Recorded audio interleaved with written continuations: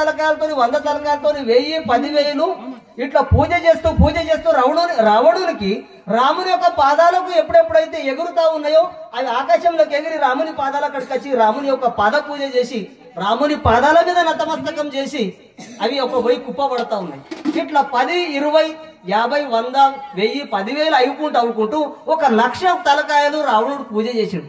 ఎందుకు ఇట్లా చేస్తున్నావు రావణుడు అంటే, ఆ రావణుడు రామునికి చెప్పినట్ట, రామా మరి ఇటువంటి ఒక శుభ సందర్భం నాకు గడించది, ఉజడలే భాగ్యాత అవఘీ చింత, ఈ రోజు నా భాగ్యం ఉదయించింది కాబట్టి నీ చరణాలు దొరికినాయి రామా.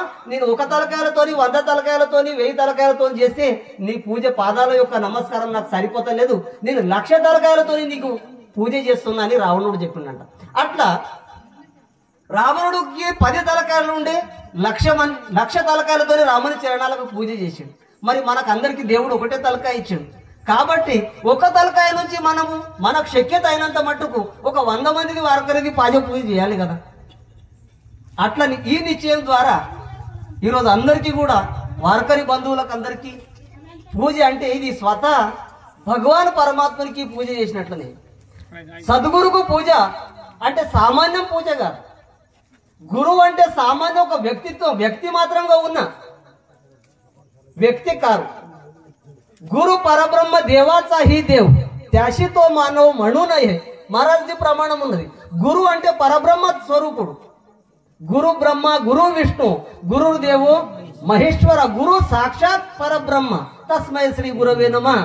గురువు అంటే సామాన్యులు కారు, పరబ్రహ్మ స్వరూపులైనటువంటి ఒక కేవలం జడజీవుల ఉద్ధారణార్థం గురించే కలియుగం లోపల సంత మహాత్ముడి అవతారం తీసుకొని మరి ఇటువంటి ఒక మాలోపుర ప్రాంతాలకు కూడా మమ్మల్ని అందరినీ కూడా వారకరి సంప్రదాయం లోపల చేర్చి మనకందరికీ కూడా మన నోటి ద్వారా రామకృష్ణారి అనిపిస్తున్నారంటే వాళ్ళ యొక్క భాగ్యం, వాళ్ళకి ఇంకా ఇంతకంటే మించినటువంటి ఒక ఆనందం జన్మం లోపల ఇంకొకటి ఏం లేదు. వారు పెట్టినటువంటి ఒక చెట్టు ఈరోజు ఇటువంటి ఒక 100 మంది పూజ, ఇంకా రేపు ముందడక రేపు పొద్దుగా ఇంకా సంకల్పం తీసుకోండి ఇక్కడనే.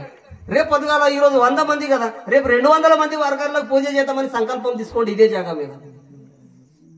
ఇట్లా చేస్తూ చేస్తూ చేస్తూ పోతే వారకరి యొక్క ప్రతిష్ట పెరుగుతుంది, వారకరి యొక్క మాన్యత్వం పెరుగుతుంది, ఆ భగవాన్ పరమాత్మనికి సుఖ సంతోషాలు కలుగుతుంది. మీ అందరి ముంగటు గురువర్యుల ముంగటు ఎక్కువ మాట్లాడకుండా ఇప్పుడు గురువర్యులు కూడా ఒక 2 నిమిషాలు వారి సందేశం కూడా ఇస్తారని గురువర్యులకు కోరుతున్నాం.